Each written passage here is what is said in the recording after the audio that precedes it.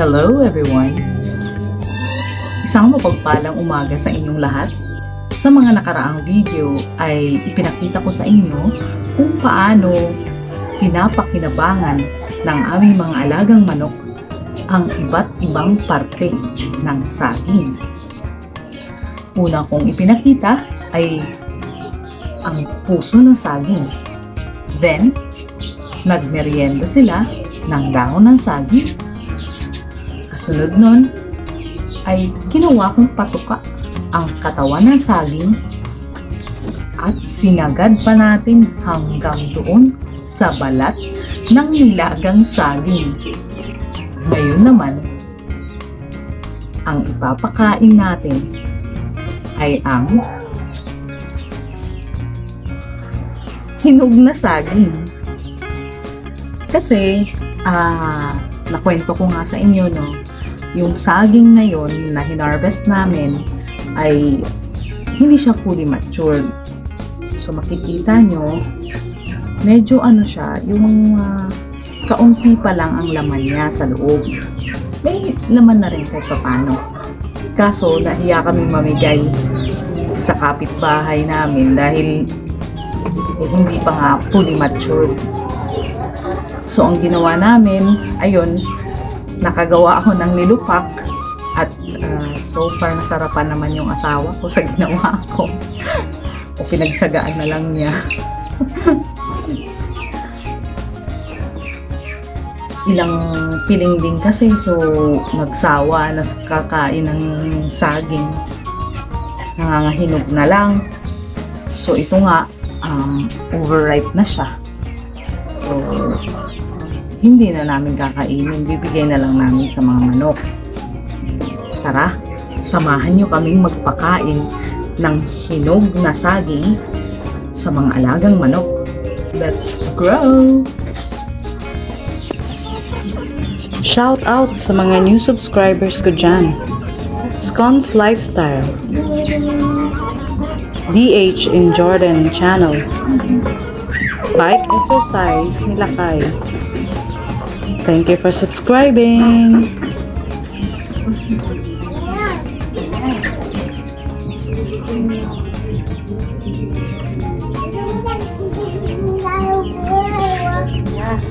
Shout out din sa ating top supporters.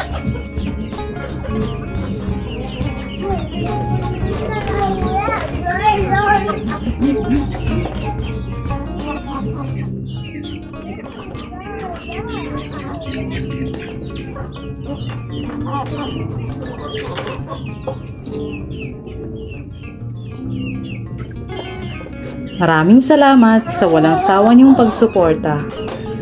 Mabuhay kayo at naway lalong umunlad ang mga channel niyo.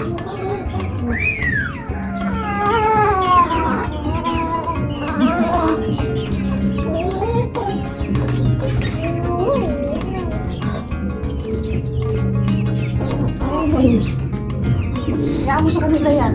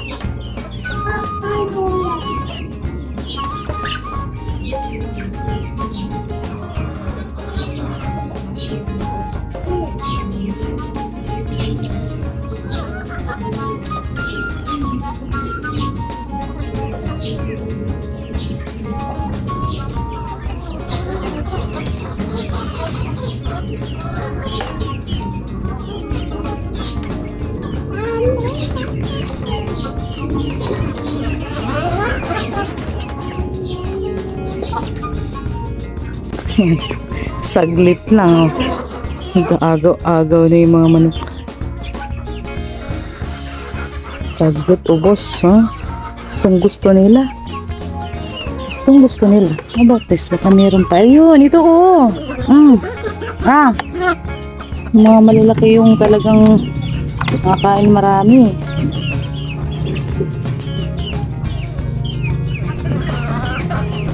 Sila malalakas eh. Wow, maliliit talaga. O, day, pakain mo na yan, anak. Pakain mo na kay mama. Ay, kay mama. Pakain mo na sa mama na ok. Ha? O, sa'yo lang. O, sige. Alam, nagagawa-agaw pa sila dun. Okay, takbo. Wala na, ubos na. Ubos na merienda nyo.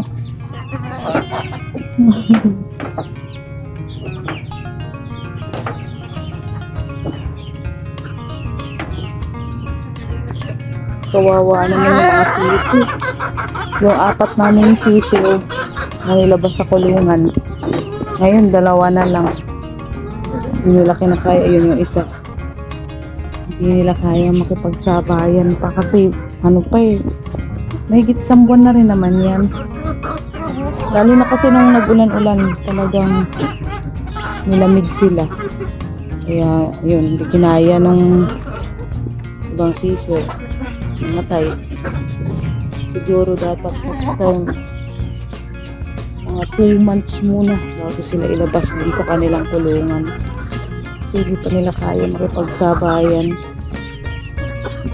Buti nga itong mga to nagkataon na nilabas namin hindi gaanong maulan. Kaya yan, silipin sila. Actually, 5 yan. 5 yung sisiw na yan. Namatay din yung isa.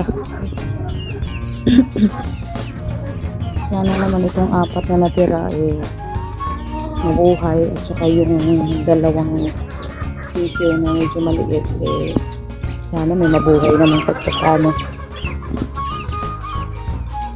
Sige, nangayaway sila. Nagkukumpit sila sa pagkain. Dahil, bigay mo na yan sa mga manok.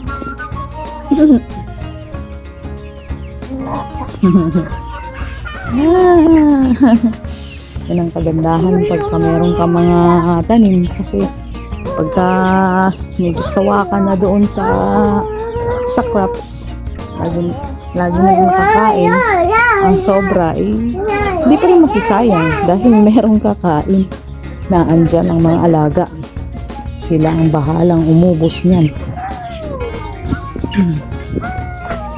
Ito pa oh. Meron pa dito. Ayan. Sige, takbo. Hindi naman kaya ubusin. Ayan na ka. Okay.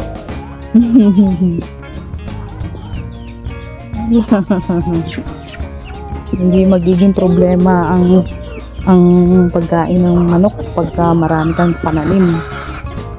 Marami kang mapagkukunan ng organic na patuka o pagkain sa mga manok.